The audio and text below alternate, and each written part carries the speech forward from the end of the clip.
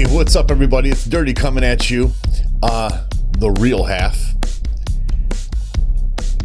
I caught DZAN's intro for himself. All right. Listen. So what we're doing is we're giving you our top 5 in every major category in the NFL this season, and I will have DZAN's up. I'll try to time them around the same time. Maybe I'll schedule them out just so they hit at the same time. We're going to come back to these. We're going to have to answer for these. Now, I didn't have time to watch DZAN's whole video yet. I'll get to see it more when I edit it. But, okay.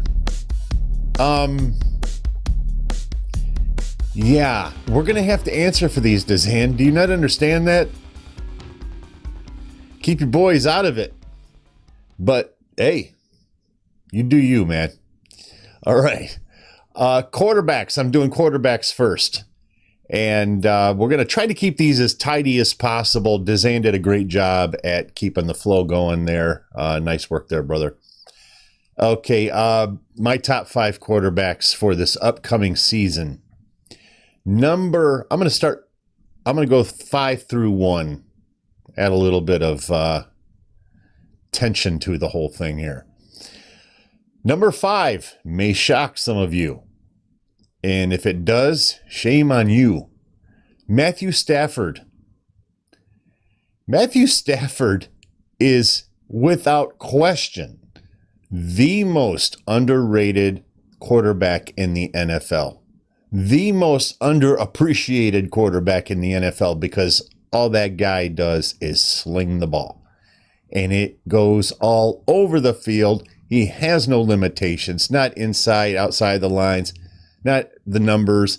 Flats across his body, no problem. He does it all. He's a phenomenal quarterback.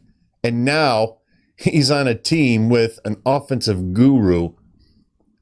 How the Rams pulled this whole thing off with shipping out the skinny Goff guy and getting Matt Stafford, my mind is still trying to factor that one out. But it is Detroit. I love Detroit. I'm from that area of the world, and I am not a very big Lions fan per se, but I do root for them every time they play because it is kind of my hometown. And so it's mind-boggling to me how that whole thing transpired, but it did transpire nevertheless. So let's move on. Matthew Stafford gotta be in the top 5. I can't see, with that core of receivers, and then you got Sean McVay calling plays. All that guy loves to do is air the ball out. Well, he's got the perfect quarterback for it now. So there's no excuses. Matthew Stafford, number 5. Number 4, Josh Allen, Buffalo Bills. I'm a Steelers fan. And no, I'm not wearing my Steelers hat today. I didn't want to look like a fanboy like somebody else you'll see making picks. Josh Allen is the Steeler killer. We used to have one, and his name was Tom Brady there in New England. And he left, if you didn't hear. He's down there in Tampa Bay, and they won a Super Bowl last year. No big deal. But Josh Allen is an unbelievable talent. An unbelievable talent. There's another guy left off this list out there in San Diego that could be on this list if he had a better team, but those two are, aside from Mahomes, are the future of the NFL. Phenomenal, big, strong guy. Actually, he reminds a lot of people of Big Ben, but maybe slightly more accurate. So that's the ultimate compliment. Number 3, the aforementioned Tom Brady. I used to be that guy that was ready to throw the final pile of dirt over top of his grave. I can't do it anymore, man. I'm out of juice. I'm out of juice. And it's not that I ever hated Tom Brady. I had a certain amount of dislike for him only because I'm a Steelers fan and they used to take us out of the playoffs every year because of Tom Brady.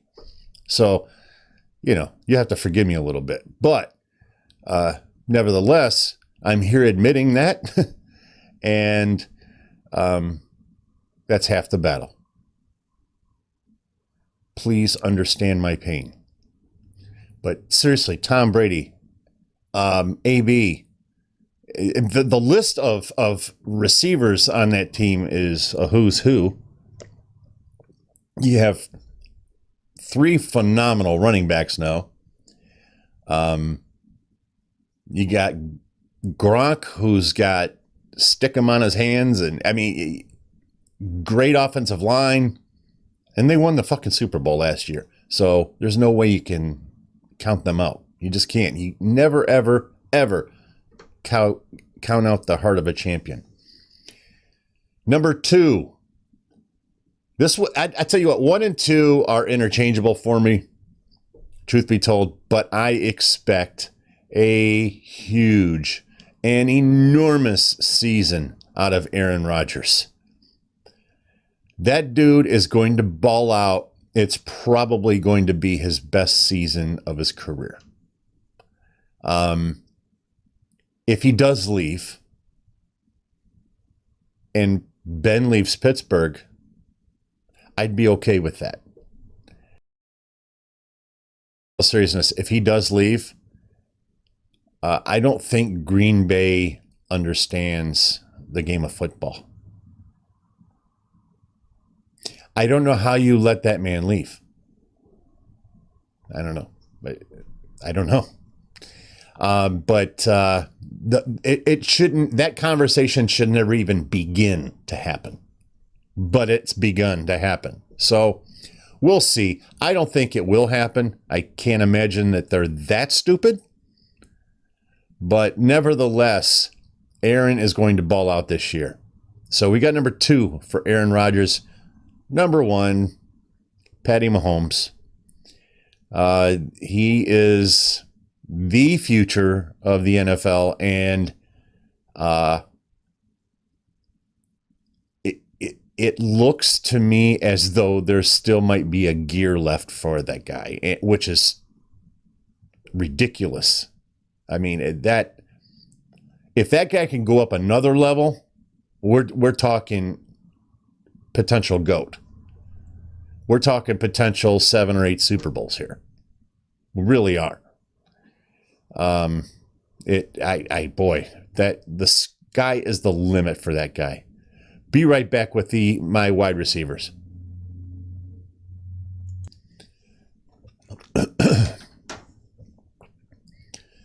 Okay, so wide receivers. Unfortunately, the wide receiver position is very, very contingent upon the quarterback behind the line of scrimmage. That's a very unfortunate part because there are some receivers that I could easily put on this list that I just don't trust the quarterback. This is one of them.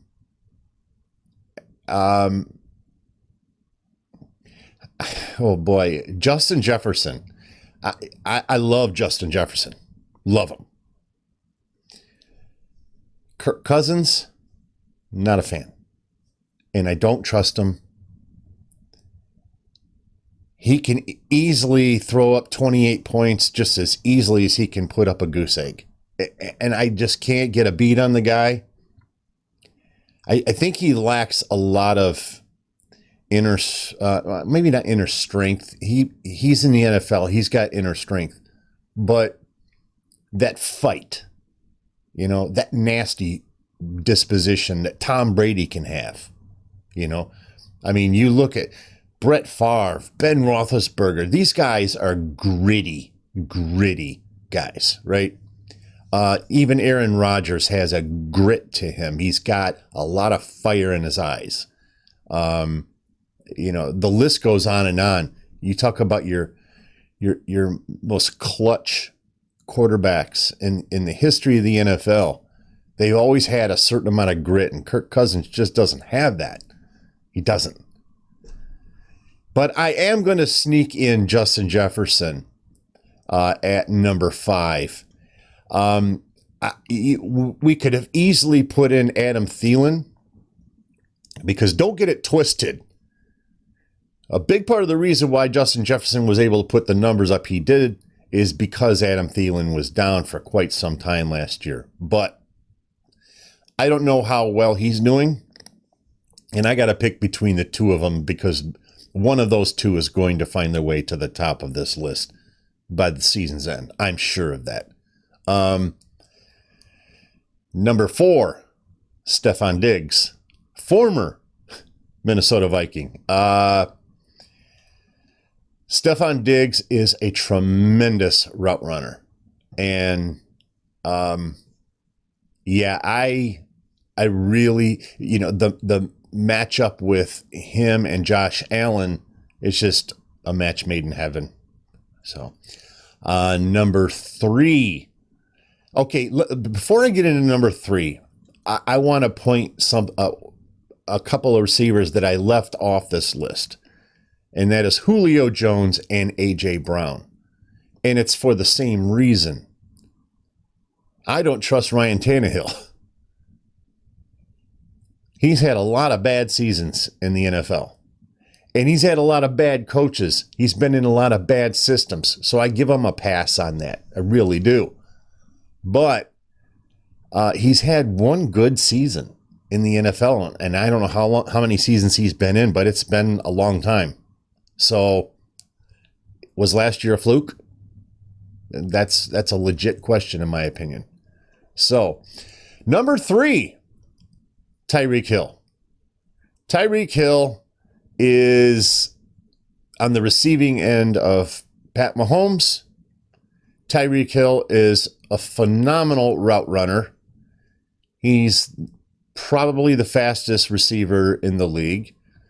And when you combine fastest receiver, one of the best route runners, and sticky hands, it's a recipe for success. And I can't imagine a drop-off at all from Tyreek Hill this year. So definitely top 3. Then number 2, DeAndre Hopkins, D-Hop. Man, D-Hop is a beast. Do you remember the Hail Mary last year? I mean, that was just so ridiculous. I really, really love him as a football player. He really got kind of a raw deal in Houston, and quite honestly, it was the best thing for him was to get out of there, and he landed in a very good spot. Him and Kyler Murray are like this. Number 1, Devonte Adams. Come on, man. He's got Aaron Rodgers throwing to him. Look at the Pittsburgh Steelers, okay, for a second. And I'm somewhat personalizing this because I know their system so well and whatnot. But your number 1 receiver last year, at least, was Deontay Johnson. Had a phenomenal year. Chase Claypool was a rookie last year. Had a phenomenal year. Juju Smith-Schuster was the 3rd best receiver for the Steelers last year. Juju is a number 1 for a lot of teams. Actually, all 3 of those could be number 1s on probably half the teams in the NFL. And then their 4th best wide receiver is James Washington. James Washington would be the number 2 receiver on probably 75% of the teams in the NFL. He's not getting a chance to play because of the aforementioned 3 other receivers they have. But he might have the stickiest hands in the league. I've never seen him drop a ball. Well, not in about 5 years. He's got a notorious drop from years ago, but since then he's just been clutch. So, The point is this. Devonte Adams is a clear number one receiver for what Scantling, Valdez Scantling, I think it is.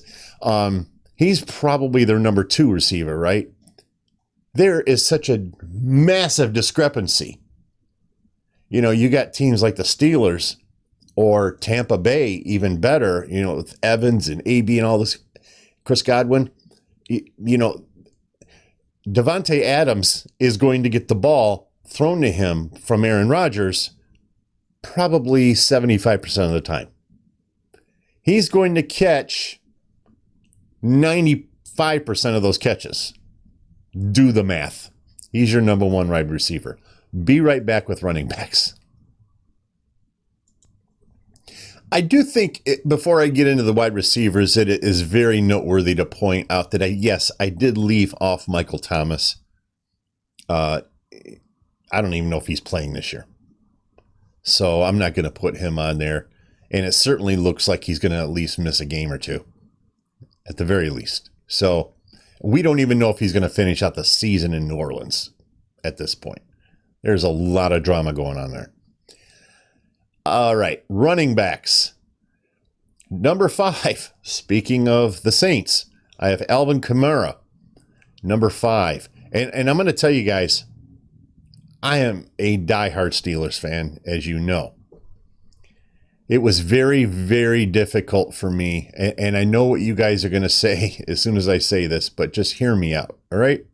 It was very difficult for me to leave off Najee Harris off this list. Now, I know because they had so many problems and woes in the running game last year, I get it. This is a completely different offensive line, number 1, right?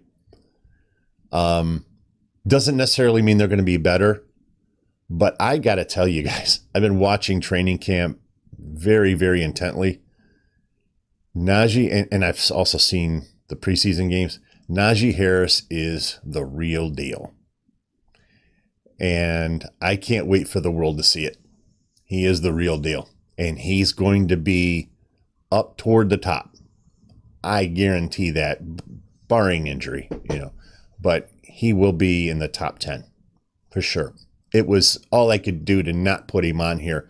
But I did want to keep this legit for you guys and not go off fanboy on you. So I do have Alvin Kamara, number 5. Number 4, we got, and the reason is because he, first of all, he's one of the best, and you could make the argument that he is the best. I wouldn't make the argument at all, but you know, I would listen to that argument. And because of the way they run their offense, now I don't know now with Drew being gone and the quarterback play looks a little shaky. That's where I would be out on Alvin Kamara finishing up the rushing leader this year. I just can't see that being possible, but he will be toward the top. Number 4. Oh boy. Saquon Barkley, boy,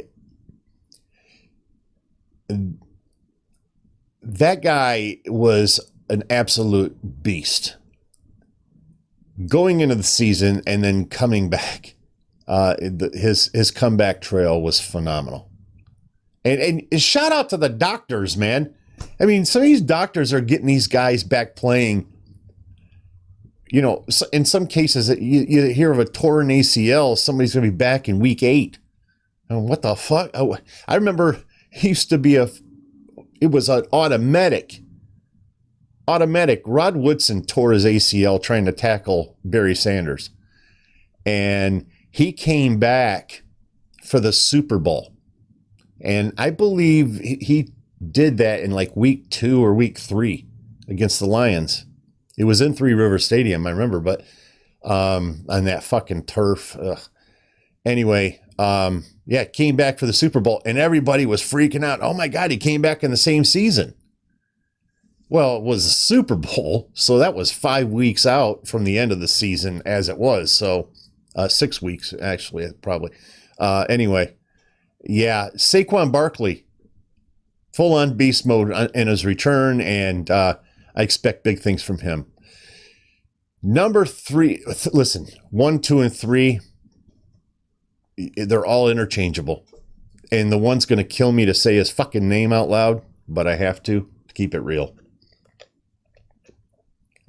Number 3, and this is only again, these are interchangeable, and I may have him at number 1 with the greatest of ease if he weren't coming off of an injury as well. That's Christian McCaffrey. You know, Christian McCaffrey, he's not the biggest guy in the world, but him and Derrick Henry are probably the hardest guys to tackle. They're just unbelievably difficult to get down. So yeah, number 3, Christian McCaffrey. Number 2, Nick Chubb. Can we move on, please? Number 1, Derrick Henry. All right. Derrick Henry is, you just look at his work, man. He runs through people. He doesn't just run them over. He runs through them. You know, I coached Pop Warner football for years, and I always taught my kids, run through the player, run past him. Pretend as though he is a foot behind where you're tackling. That's the way I always taught my kids to tackle. Tackle through him. You know, give him a foot space there where he's actually at from where you're going to tackle him. And then that's where you want to hit, because it's going to force you to go right through them. That's what Derrick Henry does. Be right back with my top 5 defenses. All right, defenses. Fuck this, man. We're going in, baby. Top 5 defenses. Defenses is my thing, man. All right. Number 5, a very, very stout defense, the Tampa Bay Buccaneers. Not a lot of names, but as a Steelers fan, again, and I hate to keep bringing that up, but they're known for their defense, guys. And there have been so many Steelers defenses where, yeah, you knew the linebackers. You didn't know the defensive line name. You didn't really know that much about the safeties unless it was Troy Polamalu. Things like that. No-name defenses tend to be the best ones. The 85 Bears had Mike Singletary, but and they had what the hell was his name? The big dude.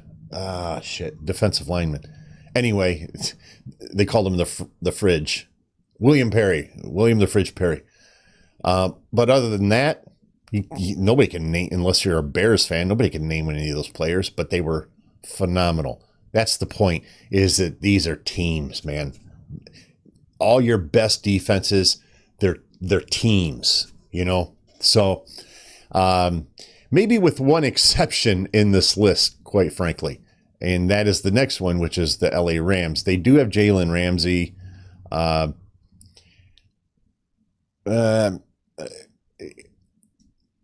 than that, though, there's not a lot of names, and Aaron Donald, obviously. But there's not a lot of singular names. I think they had Clay Matthews. They don't have him anymore, which is interesting. But anyway, yeah. LA Rams, Aaron Donald, though, is a big part of that reason. If it weren't for Aaron Donald and Jalen Ramsey, I don't know. So maybe my argument doesn't hold that much weight. Chicago Bears, number 3. They're going to be a tough defense this year. They are going to be a very, very tough defense. I have little to no doubt about that. The Washington football team, listen, I don't like Daniel Snyder. I think he's a piece of garbage. I don't think the things that he's done gets talked about enough, quite frankly. the way he clearly treats women, not cool with that, man. Not cool with that at all. So I don't want to spend a lot of time talking about him, but I got to give them credit, and a lot of credit to Ron Rivera. I am a big fan of Ron Rivera, and he's got him one hell of a defense moving here. So, number one, this is not a fanboy pick, and just hear me out on this. The Pittsburgh Steelers.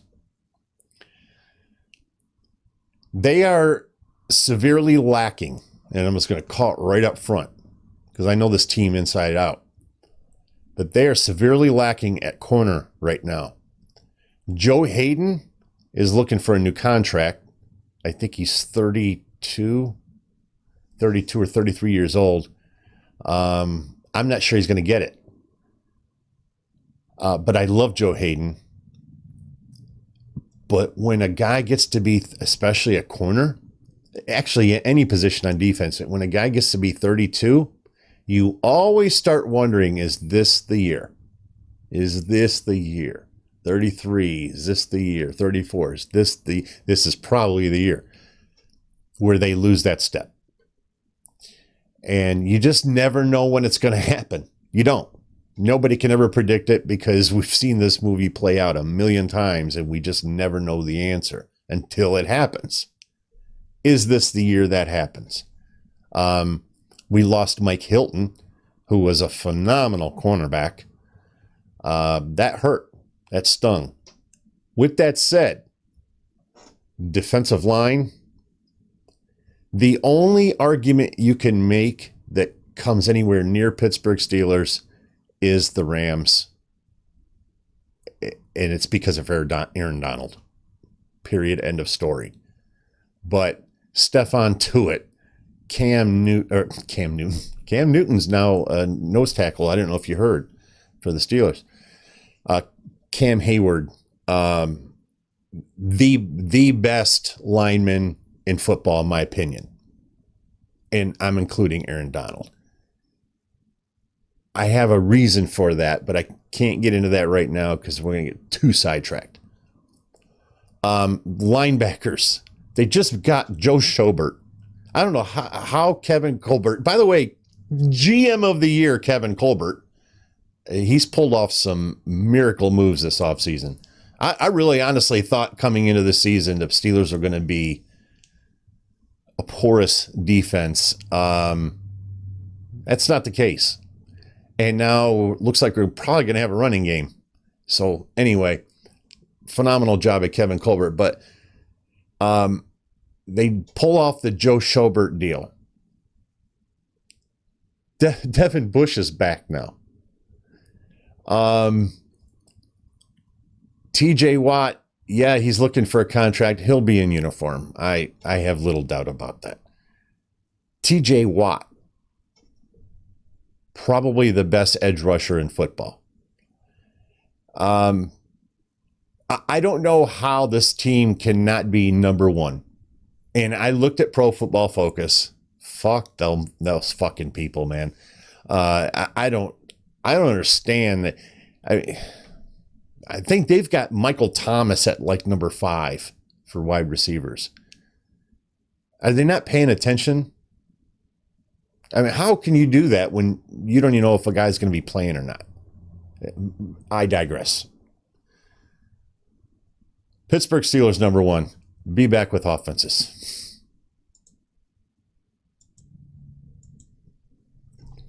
Number 5. Top of my top 5 offenses in the NFL 2021. Predictions. Number 5. Do you not see it? What did I write here? I'm on the wrong page. Hang on one second here. Oh, yeah. Easy peasy. Buffalo Bills. Buffalo Bills, you heard me with Stefan Diggs, Josh Allen. Offensively, these guys are straight. Defensively, I don't know. They don't seem to show up. I'm not sure what's up with that. For their sake, I hope they get that fixed. And hopefully they're called the Buffalo Bills next year. All right. Number 4, LA Rams. Again, you've got that receiving core: Robert Woods, Cooper Kupp, Tyler Higbee, and obviously you got Matt Stafford slinging it. I mean, Sean McVay, that's a no-brainer for me. So, number 3, Tampa Bay Buccaneers. I don't see a fall off unless something crazy happens, injury or that this becomes that year for Tom. Who knows? That year is going to come, no matter how we want. But I'm not predicting it because I'm tired of trying to predict that one. Hasn't happened. Number 2, Kansas City Chiefs. And the only reason I put them number 2 is because of the quarterback situation. I put Mahomes number 1, Aaron Rodgers number 2. I honestly, this was a tough thing only because they have a better receiving core than Green Bay does. It's just, I'm telling you guys, I just got this feeling about Aaron Rodgers this year. I do. I just got this feeling. So, yeah, number 1, Green Bay Packers. Green Bay Packers. And that's all my picks right there, except for going to make my Super Bowl pick. 1 second. Okay. With all of that said, here we are. Super Bowl pick. This is a ridiculous pick. There's no way we can pick this right now. It's just stupid. But I'm going to do it anyway. We do it for fun. That way we have to come back and answer for it. And we look pretty silly. But my Super Bowl pick for 2021 Super Bowl is going to be Buffalo versus Green Bay. And I believe Green Bay will win 37-10. That's it. No pomp and circumstance, no confetti, nothing. That's all I had. Why? Well, and why 37-10? Well, first of all, Buffalo's defense just seems to falter at the wrong time. And I'm not sure that Josh Allen is quite there yet. He certainly hasn't reached his potential yet. Few quarterbacks do in their first 2 or 3 years. And some can take as many as 6, 8 years before they really hit their stride. Which is kind of a scary thought when you think of Patrick Mahomes, right? But I think that they're going to be able to do enough, and I think they're going to win enough games to get some home field games out of this. And I could easily see this being Kansas City. So easily.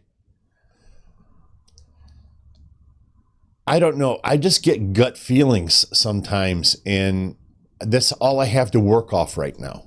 So my gut tells me that Green Bay is going to be really good this year and that Buffalo is going to be really good this year. So that's why I picked what I did. It's the ridiculous. Okay? Ask me again in week 8 or week 8.5 now, halfway through the season, what my picks are, and I just about guarantee they're going to be a lot different. Because we'll have a lot more information. So anyway, hope you guys enjoyed that. It was just for fun. I wouldn't go to the betting poll here and start laying down cash on my picks. And certainly don't do it with DZAN. I'll see you guys. Peace. Have a good weekend.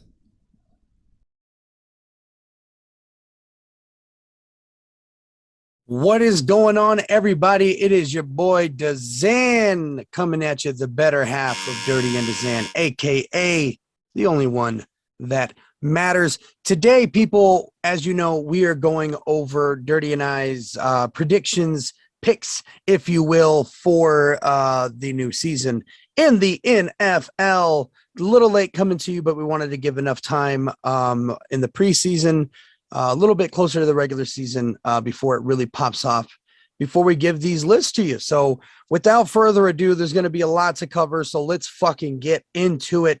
Today, first of all, we are going to cover my top 5 QB predictions for the best QBs this year. Number 5, my boy, Dak Prescott. Very tough season with the ankle injury. This year, with Dak at 100% and the tools that he has with the new breakout star, CeeDee Lamb, Amari Cooper, and of course his right hand, Ezekiel Elliott, which we hope will have a much better year this year than he did last. We should see major success from this young quarterback. Number 4 that I have on my list is Aaron Rodgers, last year's MVP at 37 years old. He has not slowed down. He's keeping the laser accuracy, even down deep field with those passes. He can still hit the ball so far and be really, really accurate. It's always scary when you're in those games with Aaron Rodgers and your team is down just by a hair and he lobs a bomb. It almost always lands. And it's always been something to see whether you're on the right side or the wrong side of it as a fan. But nevertheless, number 4, Aaron Rodgers. My number 3 pick for QBs is actually one of my favorite QBs of all time, Russell Wilson. He continues to prove how durable he is, man. The last season he had one of the strongest starts, but faded towards the mid to the end of the season.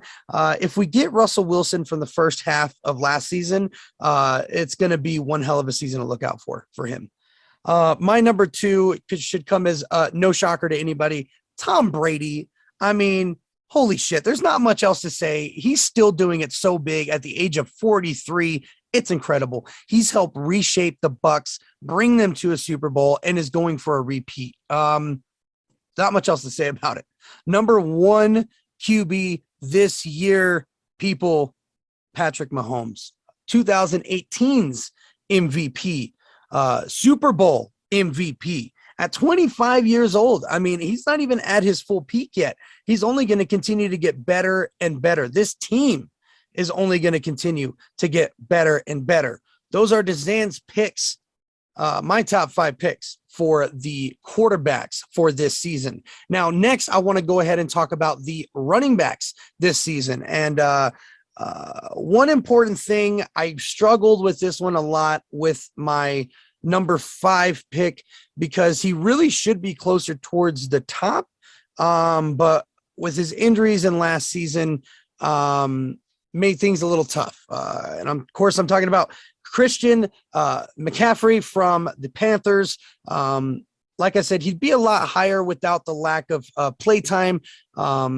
He's fully set to come back this year, and expectations are really high for this guy. But nevertheless, Christian McCaffrey, number 5.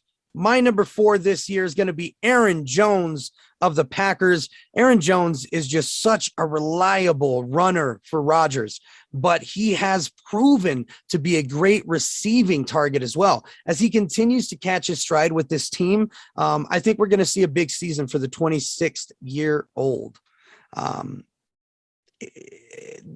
Look, I got to say, I got to break it down a little bit. I don't like the Packers at all, but you got to give respect where it's due.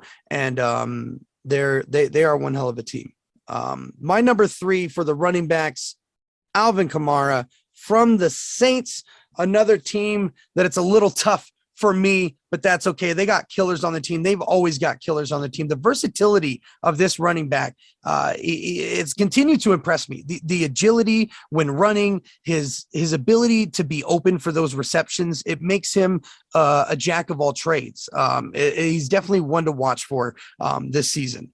My number 2 pick for running back, Derrick Henry from the Tennessee Titans. This guy is a true runner, that thick frame. He's a powerful back. He can almost always guarantee the conversion with Derrick Henry.